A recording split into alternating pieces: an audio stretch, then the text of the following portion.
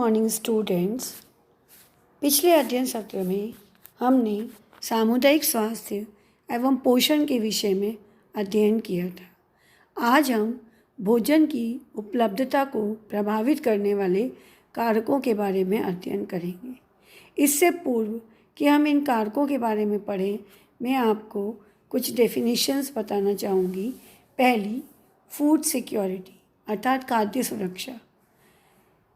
Food security is a situation that exists when all the people at all the time have physical, social, and economic access to sufficient, safe, and nutritious food that meet their dietary needs and food preferences for an active and healthy life.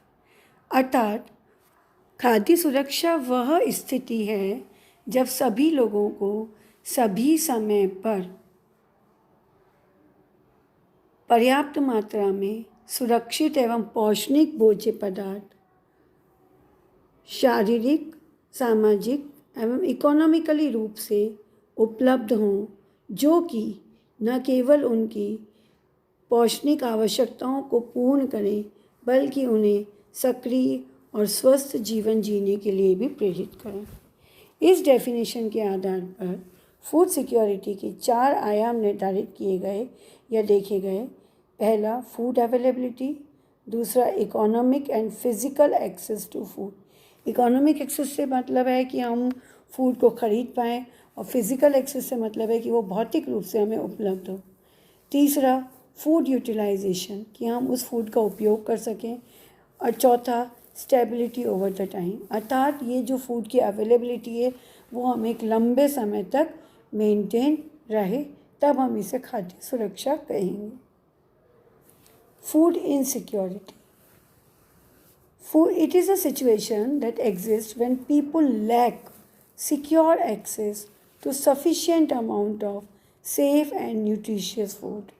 जब लोगों को सुरक्षित और पौष्टिक भोजन पर्याप्त मात्रा में न मिले, जिससे कि उनकी नॉर्मल ग्रोथ और डेवलपमेंट और उनकी एक्टिव हेल्दी लाइफ अफेक्ट हो, तब हम इसे फूड इनसिक्योरिटी कहेंगे।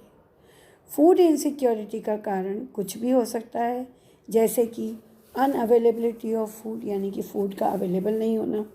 इनसफिशिएंट परचेजिंग पावर, यानी कि आप में फूड खरीदने की क्षमता नहीं है। इनअप्रोप्रिएट डिस्ट्रीब्यूशन, फूड तो घर में है लेकिन उसका डिस्ट्रीब्यूशन बराबर नहीं है। और इनएडिक्वेट use of food at the house hold level, या फूड का घर में ठीक तरह से उपयोग नहीं किया गया।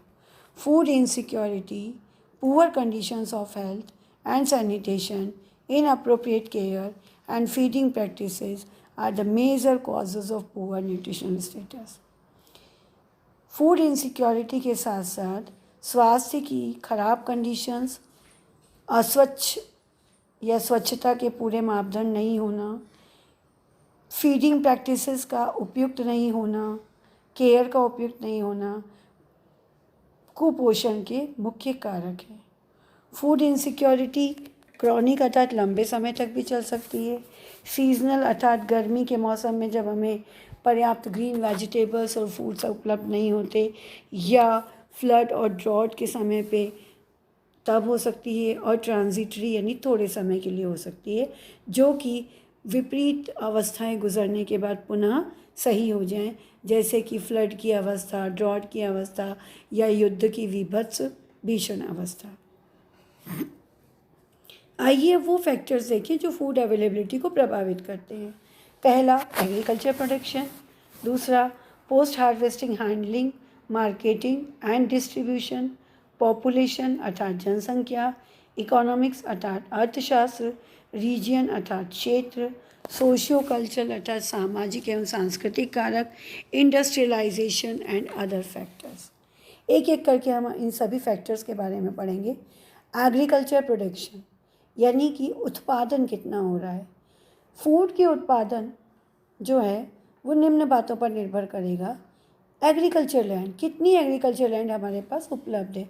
आप जानते होंगे कि पिछले 40-50 वर्ष पूर्व इंडिया को एक एग्रीकल्चर कंट्री कहा जाता था, जिसमें 70 से 80% एग्रीकल्चर लैंड थी, लेकिन आज अगर हम ये प्रतिशत देखें तो ये प्रतिशत काफ़ी कम होता गया है।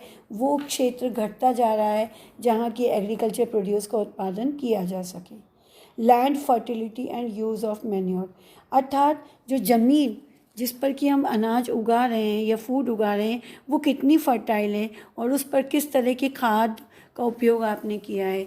जैविक खाद का उपयोग कर रहे हैं या रासायनिक खाद का, क्योंकि रासायनिक खाद जो है वो एक बार तो प्रोडक्शन को बहुत अधिक बढ़ा कर देती है, किंतु धीरे धीरे ये ज़मीन को बंजर कर देती है, उसकी फर्टिलिटी को कम कर देती है। यूज़ ऑफ इनोवेटिव टेक्नोलॉजी, आप कितनी नवीनतम तकनीकों का उपयोग करके प्रोडक्शन को बढ़ा रहे हैं, जैसे हाइब्रिड सीड्स का उपयोग करना, संकर प्रजाति के बीज, जिनसे कि पर एकड़ यील्ड बहुत ज़्यादा मात्रा में होती है। ऑर्गेनिक या इनऑर्गेनिक, कार्बनिक एवं अकार्बनिक पेस्टिसाइड्स का उपयोग करना और प्रोडक्शन के लिए भिन्न भिन्न तरह के लेटेस्ट उपकरणों के उपयोग करना। Availability of water for irrigation, सिंचाई के लिए पानी की उपलब्धता, न केवल पानी की उपलब्धता बल्कि सिंचाई की तकनीक कि आप किस सिस्टम से सिंचाई कर रहे हैं, स्प्रिंकलिंग सिस्टम, ड्रिप इरिगेशन, ये ट्रेडिशनल मेथड्स। ट्रेडिशनल मेथड्स में अधिक से अधिक पानी के उपयोग से भी सिंचाई प्रॉपर नहीं होती, जबकि स्प्रिंकलिंग सिस्टम और ड्रिप इरिगेशन सिस्टम जो है वो एडवांस मेथड है, जिसमें कम से कम पानी से आप अधिकतम सिंचाई करके प्रोडक्शन अच्छा प्राप्त कर सकते हैं। वाटर हार्वेस्टिंग, पानी को सुरक्षित रखने की वो तकनीकें हैं जिससे कि पर ज़मीन का पानी का लेवल बढ़ता रहता है और आपको पानी की उपलब्धता में वृद्धि होती है। ये सभी फैक्टर्स जो हैं ये एग्रीकल्चर यील्ड यानी कि लैंड को पर बढ़ाते हैं, यानी कि प्रति एकड़ भोज्य पदार्थ की प्रोडक्शन को, उत्पादन को बढ़ाते हैं।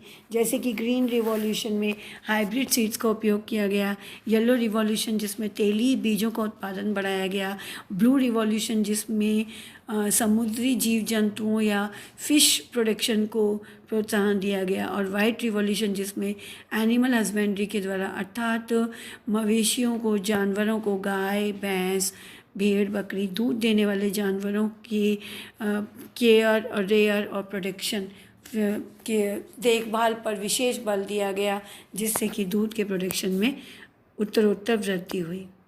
ये वो रिवॉल्यूशंस हैं जिनके द्वारा हमारा जो फूड का प्रोडक्शन है वो अचानक बहुत अधिक बढ़ गया और फूड की अवेलेबिलिटी भी बढ़ गई। इकोनॉमिक्स अर्थात अर्थशास्त्र, अर्थ का अर्थ है पैसे से। नेशनल इनकम और जीडीपी, किसी भी देश की जब राष्ट्रीय आय और ग्रोथ परसेंटेज अधिक होगी तो वो पर कैपिटा फूड अवेलेबिलिटी को भी बढ़ाएगी। Higher the GDP and higher the national income of the population, higher the food availability. जब इनकम ज़्यादा होगी तो निश्चित रूप से प्रति व्यक्ति आय भी ज़्यादा होगी और प्रति व्यक्ति फूड की अवेलेबिलिटी भी बढ़ेगी। इसके अतिरिक्त किसी भी देश की इकोनॉमी किस तरह की है ये भी फूड अवेलेबिलिटी को डिटरमाइन करती है, डिसाइड करती है।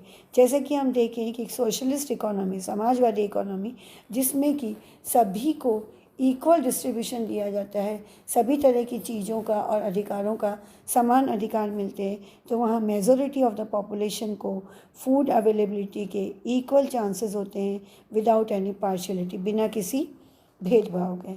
इसके विपरीत एक कैपिटलिस्ट इकोनॉमी, पूंजीवादी इकोनॉमी में जहाँ जितनी इनकम ज़्यादा होगी उतनी ही आपकी परचेसिंग कैपेसिटी ज़्यादा होगी और फूड अवेलेबिलिटी ज़्यादा होगी बनिस्बत की लो इनकम वाली फैमिलीज़ की, जिनकी आय कम होगी तो उनकी फूड परचेसिंग कैपेसिटी भी कम होगी और फूड अवेलेबिलिटी भी कम होगी।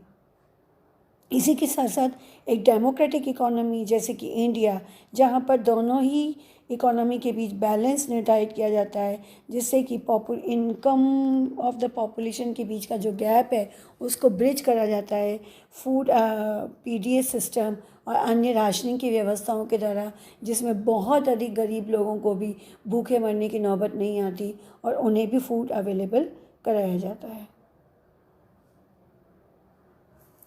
डिमांड एंड सप्लाई, डिमांड यानी कि मांग और सप्लाई यानी आपूर्ति। मांग और आपूर्ति फूड अवेलेबिलिटी को प्रभावित करने वाले बहुत बड़े कारक हैं। किसी भी एग्रीकल्चर प्रोड्यूस की जितनी अधिक सप्लाई होगी उतनी ही उसकी पर कैपिटा अवेलेबिलिटी भी होगी। जैसे कि हम देखें कि आप अगर गुजरात, महाराष्ट्र, इन कोस्टल एरियाज़ में जाएंगे साउथ इंडिया की तरफ, तो वहाँ फ्रेश कोकोनट वाटर आपको बहुत अच्छी मात्रा में मिलेगा।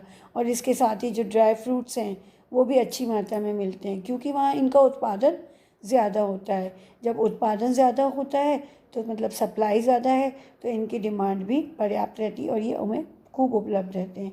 इसी तरह से अगर आप नॉर्थ इंडिया की तरफ जाएंगे, पंजाब, हरियाणा, जम्मू कश्मीर, शिमला, तो वहाँ पर आपको एप्पल्स, प्लम्स और एप्रिकॉट्स जैसे फ्रूट्स खूब अच्छी मात्रा में मिलेंगे। यदि किसी फूड की डिमांड उसकी सप्लाई के मुकाबले ज़्यादा होती है तो निश्चित रूप से उसकी फूड अवेलेबिलिटी कम हो जाती है, क्योंकि डिमांड ज़्यादा है और सप्लाई कम है, तो सबको फूड नहीं मिल पाएगा।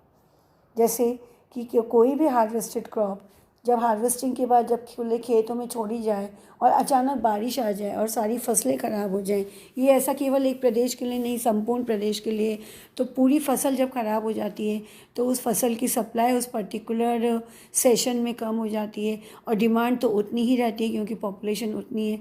इस केस में डिमांड और सप्लाई का ग्राफ डिस्टर्ब हो जाता है और पर कैपिटा अवेलेबिलिटी पर्याप्त नहीं रहती। Post harvest handling, marketing and distribution. Agriculture production तो अच्छे से हो गया, लेकिन प्रोडक्शन होने के बाद, हार्वेस्टिंग करने के बाद उसको किस तरह से हैंडल किया गया, किस तरह से उसकी मार्केटिंग करी गई और किस तरह से उसका डिस्ट्रीब्यूशन किया गया, ये भी वो कारक हैं जो फूड अवेलेबिलिटी को प्रभावित करते हैं। अगर हार्वेस्टेड क्रॉप को अच्छी तरह से हैंडल किया जाए और उनको प्रॉपर अप्रोप्रिएट अच्छी तरह से वेल वेंटिलेटेड गोडाउंस में सुरक्षित रूप से रखा जाए, जिससे कि उनमें चूहे, कीड़े मकोड़े और अन्य पेस्ट का प्रकोप नहीं हो, तो उससे फूड का लॉस बहुत कम से कम होता है। और जब फूड का लॉस कम होगा तो जितना ज़्यादा फूड आपका एग्रीकल्चर प्रोड्यूस जितना पैदा हुआ था उसका जितना प्रतिशत हिस्सा आपने सेफ और सुरक्षित रखा है, उतनी ही उसकी पर कैपिटा अवेलेबिलिटी भी बढ़ती जाएगी। इसी प्रकार वेयर हाउस जहाँ की इनको सुरक्षित रखा जाता है, वो उनकी सुरक्षा और उनकी देखभाल बहुत ज़रूरी है। वो एयर टाइट हों और साथ ही साथ ट्रांसपोर्टेशन के दौरान भी जब फूड्स की पैकेजिंग की जाए तो वाटरप्रूफ पैकेजिंग हो, एयर टाइट पैकेजिंग हो, जो सैक्स हैं वो कहीं से खुले हुए कटे हुए ना हो, जिससे कि फूड का लॉस ट्रांसपोर्टेशन के दौरान कम से कम हो। मार्केटिंग, हायर प्रोडक्शन और higher proper handling of food harvest ही केवल सफिशिएंट नहीं है फूड अवेलेबिलिटी के लिए। अगर मार्केटिंग प्रॉपर तरीके से नहीं की जाए तो भी जो है फूड की अवेलेबिलिटी डिस्टर्ब हो जाती है। जैसे कि हम देखते हैं कि कभी कभी जो ब्रोकर्स होते हैं वो किसानों से बहुत कम दामों पे बहुत सारा एग्रीकल्चर प्रोड्यूस खरीद कर गोडाउन में इकट्ठा कर देते हैं और ब्लैक मार्केटिंग करते हैं, बाज़ार में उसकी कमी शो करते हैं और हायर रेट्स पे फूड्स को सप्लाई करते हैं। तो ऐसे में फ़ूड की सप्लाई कम हो जाती है। इस ऐसे केसेस में गवर्नमेंट को ये ध्यान रखना पड़ता है कि किसान गवर्नमेंट अथॉरिटीज़ या गवर्नमेंट एजेंसीज़ पे को डायरेक्ट अप्रोच करें और अपने एग्रीकल्चर प्रोड्यूस को उनको एक उपयुक्त दामों पर बेचें, जिससे ये गवर्नमेंट एजेंसीज़ फिर सोसाइटी में प्रॉपर डिस्ट्रीब्यूशन करके इन फूड्स को अवेलेबल करा सकें। ये अब हम आ गए डिस्ट्रीब्यूशन ऑफ एग्रीकल्चर प्रोड्यूस पे। जो फूड जो कि लैंड में प्रोड्यूस किया गया था, जो कम्युनिटी तक जिसकी मार्केटिंग भी की गई, उसको पब्लिक में इस तरह से डिस्ट्रीब्यूट किया जाना चाहिए कि सभी को, या अपन कहें 100% पॉपुलेशन को, या पॉपुलेशन की मेजर पार्ट को इक्वल एक्सेस मिले फूड का। इक्वल एक्सेस से, रैंडम इक्वल एक्सेस से मतलब है कि सभी को ये प्रोबेबिलिटी हो कि उनको बराबर मात्रा में फूड उपलब्ध हो पाएगा। और इसके लिए गवर्नमेंट बराबर एफर्ट्स करती है, वो किसानों के लिए समर्थन मूल्य डिसाइड करती है, स्वयं किसानों से फूड को प्रोड्यूस करती है, और फूड कॉरपोरेशन ऑफ इंडिया और उसकी गोडाउंस के द्वारा फूड की डिस्ट्रीब्यूशन करती है कम्युनिटी में, सोसाइटी में। इसके बाद भी कभी कभी जो फूड ब्रोकर्स होते हैं वो ब्लैक मार्केटिंग के ज़रिए फूड कमोडिटीज़ को इकट्ठा करके, गलत तरीके से इकट्ठा करके, संग्रह करके काला बाज़ारी करते हैं, मार्केट में इनकी कमी पैदा करते हैं और हाई दामों पर इनको बेचते हैं, जिससे कि एक वो जनता जो कि इनको आसानी से नहीं खरीद सकती, उन्हें फूड की अवेलेबिलिटी नहीं हो पाती। आपने समय समय पर कभी आलू, कभी प्याज, तो कभी गन्ने की क्रॉप के दाम या शक्कर के दामों में उछाल आते देखे होंगे, जिनको कंट्रोल करने के लिए गवर्नमेंट को फिर अपने विशेष प्रयास करने पड़ते हैं। ऐसा फूड ब्रोकर्स की कालाबाजारी के कारण होता है। पॉपुलेशन फूड अवेलेबिलिटी फैक्टर के रूप में बहुत ही इम्पॉर्टेंट रोल प्ले करता है, क्योंकि किसी भी कंट्री की जितनी ज़्यादा पॉपुलेशन होगी उतनी ही पर कैपिटा फूड अवेलेबिलिटी अपने आप कम होती जाएगी। और ये फैक्टर तब और भी ज़्यादा विकृत हो जाता है जब इस पॉपुलेशन में माइग्रेटरी पॉपुलेशन, यानी कि बाहर से आने वाली पॉपुलेशन, या वल्नरेबल पॉपुलेशन जैसे कि infants, toddlers, pre schoolers, pregnant and lactating mothers और ओल्ड एज पर्सन्स या डिजीज़ पर्सन्स का रेशो ज़्यादा होता है। ये वो पॉपुलेशन है जो कि एग्रीकल्चर प्रोडक्शन में तो अपना योगदान नहीं दे रही, लेकिन कंजम्पशन में अपना भरपूर योगदान दे रही है। इस कारण ये पर्टिकुलर पार्ट जो पॉपुलेशन का है, ये प्रोडक्टिव नहीं होकर केवल कंज्यूम करने वाला है, तो ये पर कैपिटा फूड अवेलेबिलिटी को कम कर देता है। रीजियन अर्थात क्षेत्र। रीजियन के केस में कल्चरल और एनवायरमेंटल फैक्टर दोनों ही फूड अवेलेबिलिटी को अफेक्ट करते हैं, क्योंकि इंडिया के अलग अलग रीजियंस में अलग अलग एनवायरमेंटल कारक पाए जाते हैं। अलग अलग क्षेत्रों का वातावरण अलग अलग तरह का है। जैसे नॉर्दर्न इंडिया ठंडा है और वहाँ माउंटेन्स बहुत अधिक हैं, तो वहाँ पर एप्पल, एप्रिकॉट्स और प्लम जैसे फ्रूट्स अच्छी और पर्याप्त मात्रा में उगते हैं, जो कि वहाँ कम दामों पर उपलब्ध होते हैं। वहीं राजस्थान के थार डेजर्ट में, जहाँ बारिश बहुत कम होती है और पानी की कमी रहती है, तो वहाँ हरी पत्तेदार सब्जियाँ या अन्य फ्रेश फ्रूट्स एंड वेजिटेबल्स की प्रायः कमी ही रहती है। इस कारण इन क्षेत्रों में जो ईटेबल फूड्स हैं वो प्रायः चने की दाल या बेसन से बनने वाले व्यंजन ही होते हैं, या मक्की और ज्वार जैसे मोटे अनाज होते हैं, जो कि कम पानी में ही आसानी से उग जाते हैं। इन क्षेत्रों में विशेषकर मैं बात कर रही हूँ सूखे क्षेत्रों की, चूँकि वहाँ प्रोडक्शन कम होता है, तो वहाँ ग्रीन वेजिटेबल्स और फ्रेश फ्रूट्स एंड वेजिटेबल्स की अवेलेबिलिटी भी कम रहती है। इसी प्रकार से कोस्टल एरियाज़ में रीजनल अवेलेबिलिटी के चलते ही फ्रेश कोकोनट वाटर अच्छी और पर्याप्त मात्रा में मिलते हैं, तो वहाँ आसानी से मिल जाते हैं।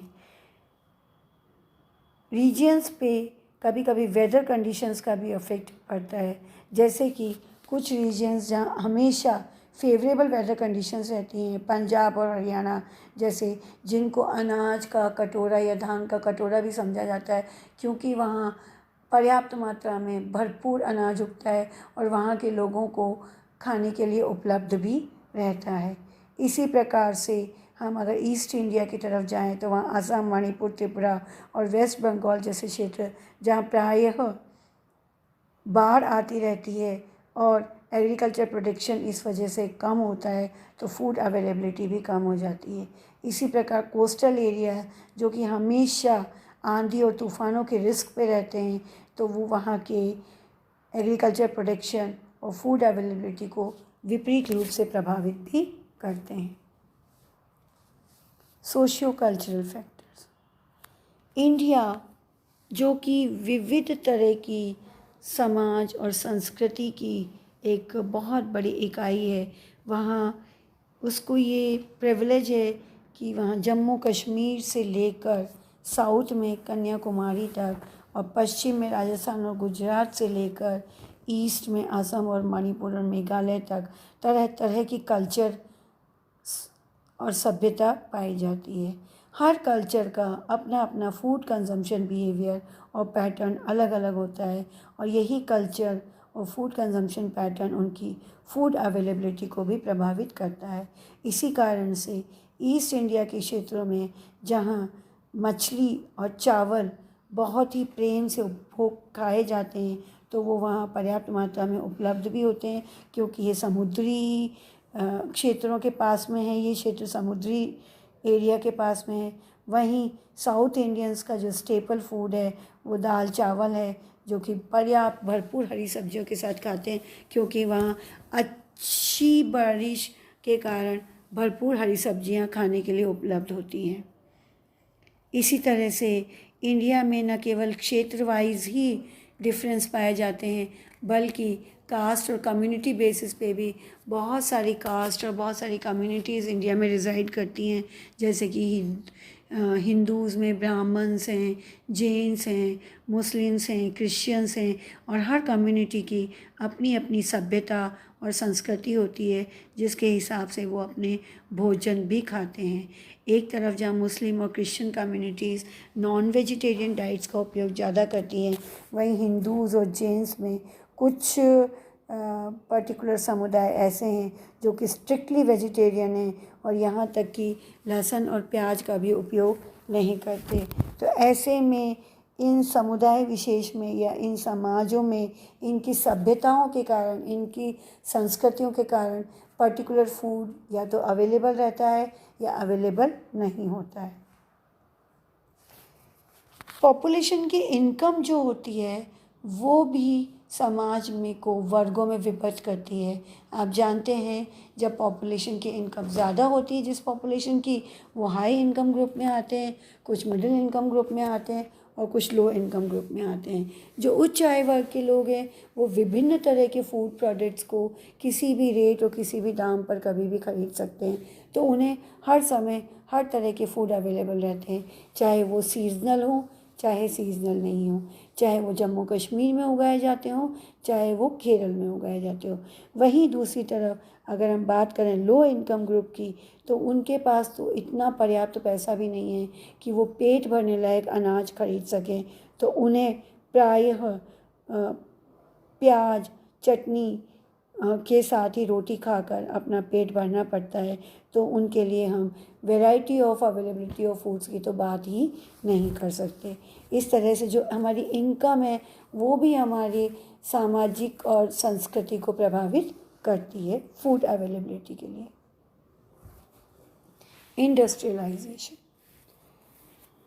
इंडस्ट्रियलाइजेशन ने फूड अवेलेबिलिटी पर दोनों तरह से प्रभाव डाला। एक तरफ जहाँ इंडस्ट्रीज़ के डेवलपमेंट ने एग्रीकल्चर लैंड और फार्मिंग प्रैक्टिसेस को कम करा है, और जो इंडस्ट्रियल वेस्ट इंडस्ट्री से निकल कर आते हैं उन्होंने सॉइल को, ये पोर्टेबल वाटर नहीं है बल्कि पोर्टेबल वाटर है, पीने योग्य पानी को और एनवायरनमेंट को विकृत किया है, जिसके कारण एग्रीकल्चर प्रोडक्शन में और फूड अवेलेबिलिटी में कमी आई है।